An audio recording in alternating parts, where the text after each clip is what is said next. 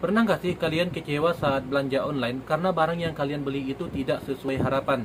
Entah mungkin ukurannya tidak pas atau mungkin tidak sesuai antara foto yang kalian lihat di etalase seller sama fisik barang yang kalian terima. Hai guys, welcome back to my channel di Belajar Bareng. Nah, di video kali ini aku mau share tip and trick belanja online agar kalian tidak kecewa dan mendapat kepuasan saat belanja online. Tapi sebelum itu, boleh ya bantu support channel ini dengan cara tekan tombol subscribe, lonceng, and like agar kalian mendapatkan notifikasi ataupun informasi terbaru dari aku seputar tip, trik, and tutorial.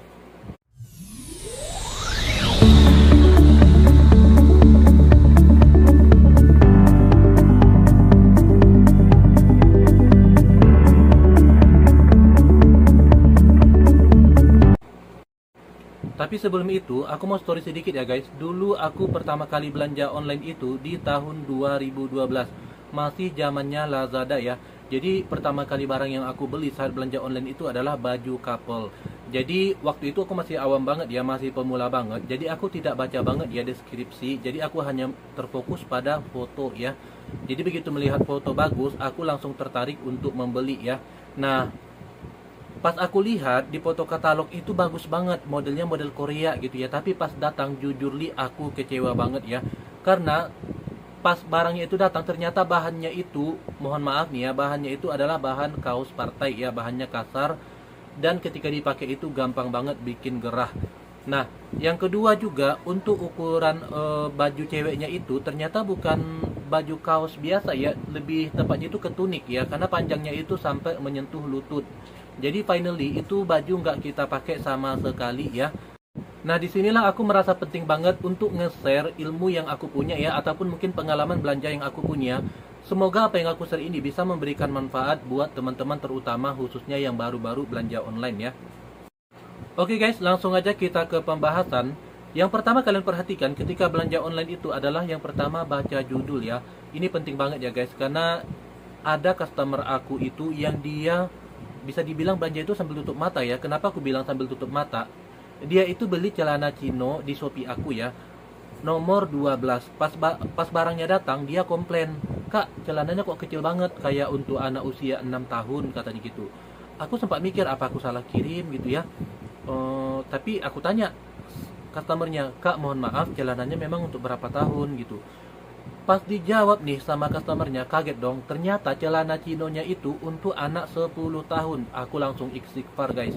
Iyalah kak, kekecilan. Soalnya nomor 12 itu rekomendasinya adalah untuk anak 6 tahun. Kalau kakak mau untuk anak 10 tahun, mestinya ambil size 20. Mohon maaf kak, di judul nih aku juga udah bikin kakak ya. Celana chino anak 8, 10, 12 dalam kurung 4 sampai 6 tahun. Nah, tapi baiknya customer itu dia mungkin merasa dia bersalah ya, merasa dia salah, jadi dia nggak ngebacot lagi dan sudah close sampai di situ. Walaupun finally dia kasih bintang 4 ya sama aku walaupun. Nah, yang kedua, baca deskripsi. Apa sih yang perlu diperhatikan dari sebuah deskripsi? Yang perlu diperhatikan adalah misalkan baju anak-anak nih ya, perhatikan bahannya ya. Nah, kalau untuk baju kaos anak-anak biasanya itu yang paling favorit ataupun yang paling banyak digunakan itu adalah katun Combat 30S. Karena bahannya ini lembut, adem, menyerap keringat, nggak bikin gerah ataupun gatal saat dipakai ya. Untuk ketebalannya dia sedang, makanya dia lebih adem saat dipakai ya. Karena yang namanya anak-anak itu gampang banget yang namanya gerah. Jadi kalau misalnya dipakaikan baju yang tebal, katakanlah mungkin 24S sampai 20S, mungkin akan lebih gampang gerah ya, karena secara pori-pori kainnya juga kalau semakin tebal kain, itu pori-pori kainnya juga semakin kecil. Nah, setelah bahan yang perlu kalian perhatikan adalah detail size. Kalau misalnya baju yang kalian perhatikan adalah LD sama panjang baju. Kalau misalnya celana, yang kalian perhatikan adalah lingkar pinggang sama panjang celana. Nah, gimana sih cara mengukurnya? Berikut aku peragain ya guys. Nah, cara mengukur panjang celana anak, kalian ukur dari pinggang sampai mata kaki ya. Terus kalian lebihkan 5 cm. Karena nanti ketika dipakai dia bakalan berisi kan. Nah, kenapa lebihkan 5 cm? Biar bisa dipakai 1 sampai 2 tahun ke depan maksimal ya. Nah, untuk lingkar pinggang, biasanya celana anak itu pinggangnya karet ya. Jadi kalau anaknya nggak gemuk, biasanya aman ya, tidak ada masalah. Kalau misalnya anaknya gemuk, itu kalian perlu banget untuk memperhatikan lingkar pinggang ya. Misalkan nih lingkar pinggang anaknya 40, berarti kalian cari yang lingkar pinggangnya itu 36 melar sampai 45, contohnya seperti itu ya.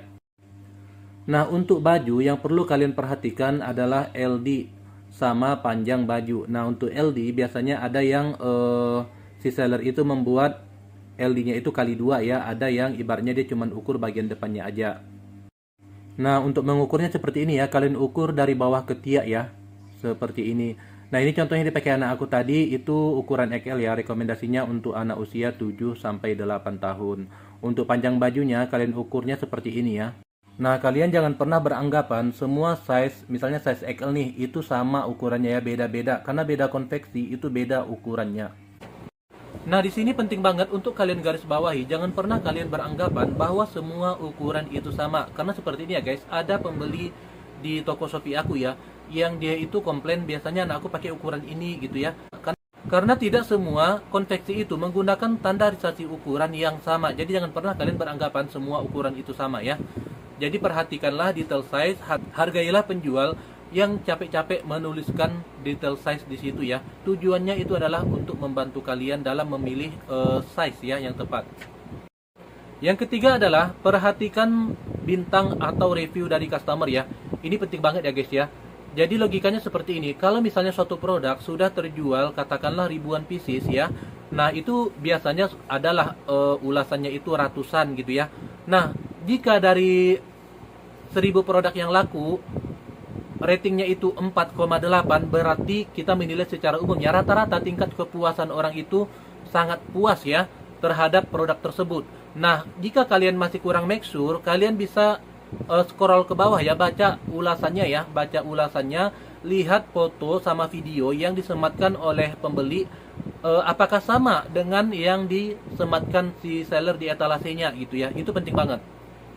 Nah, biasanya rating yang direkomendasikan oleh Shopee itu adalah rating 4,6 ke atas. 4,6 ke bawah itu biasanya sudah kurang direkomendasikan ya. Nah, begitu juga sebaliknya. Kalau misalnya nih suatu produk ratingnya 4,4 dan sudah terjual ratusan atau bahkan ribuan pieces, nah itu besar kemungkinan juga bisa dikatakan produknya kurang bagus, ataupun mungkin tingkat kekecewaan pembeli terhadap produk tersebut tinggi gitu ya.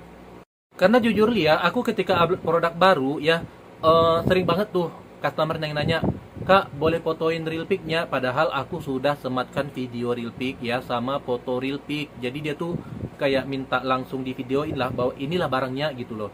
Nah, ya karena aku belum dapat rating, aku turutin ya permintaan customer dan alhamdulillah ada yang beli, ada yang tidak ya. Karena untuk mendapatkan bintang itu ya di awal-awal itu cukup sulit ya untuk meyakinkan customer gitu. Nah, yang keempat adalah jangan pernah terpaku atau terpukau hanya pada foto katalog ataupun video ya. Karena seperti ini ya guys, banyak banget yang membuat suatu video itu berbeda dengan isi keranjangnya. Jadi sering banget ya aku lihat Shopee video ya. Jadi di videonya itu memang sama ya, sama-sama baju anak gitu ya. Tapi pas kita lihat di videonya itu bagus banget gitu. Bajunya 100.000 dapat 10 gitu. Baju sebagus ini diobral 100.000 dapat 10 katanya. Nah, pas kita cek pas kita cek keranjangnya, ternyata barangnya itu jauh berbeda. Walaupun sama-sama baju anak, dari segi bahan, dari segi bentuk juga sudah berbeda. Ini biasanya sering banget ya seller-seller yang ambil video dari aplikasi sebelah ya, aplikasi Cina apa namanya, Douyin ya kalau nggak salah ya. Jadi kalian perlu perhatikan ataupun menyesuaikan antara video sama isi keranjangnya ya. Dan aku pernah komplain ya, bukan komplain tapi komen ya di salah satu video, "Kak, mohon maaf ini kok beda ya antara video sama isi keranjangnya. Di video barangnya ini disebutkan juga mereknya ini, tapi ternyata pas kita klik keranjang mereknya bukan itu, barangnya juga bukan itu gitu." Nah, dibalas tuh sama sellernya, "Iya Kak, mereknya merek ini," gitu. Kenapa guys? Karena aku juga pakai baju kaos itu gitu. Waktu itu yang video yang aku komen itu adalah video kaos dewasa ya, dan aku juga pakai baju kaosnya itu gitu. Dua-duanya aku pakai. Jadi balik lagi ke poin nomor 3, kalian perlu menyesuaikan antara foto yang disematkan oleh si seller sama foto yang direview oleh customer. Itu penting banget ya guys.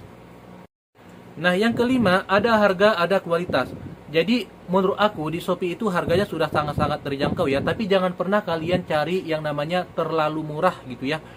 Jika kalian yang terlalu murah, berarti kalian akan statusnya itu mengejar quantity gitu ya, bukan mengejar quality. Karena sekarang banyak banget kan yang contoh kayak baju ini 100.000 dapat 10. Nah, jika kalian beli seperti itu, kalian harus terima juga ya dengan kualitas apa adanya. Karena aku lihat banyak banget komentar-komentar pedas di produknya itu ya, barang tidak sesuai lah, barang tidak terpakai, barangnya seperti ini gitu. Nah, itu yang salah siapa? Salah satunya yang salah adalah kalian, karena kalian tidak cermat dalam membeli suatu produk gitu. Ada harga, ada kualitas, itu adalah suatu hal yang harus kalian pahami dalam belanja online. Oke guys, sekian dulu informasi dari aku ya. Semoga apa yang aku share ini bisa memberikan manfaat buat teman-teman ya. Dan jangan lupa support channel ini dengan cara tekan subscribe, lonceng, and like ya. Terima kasih.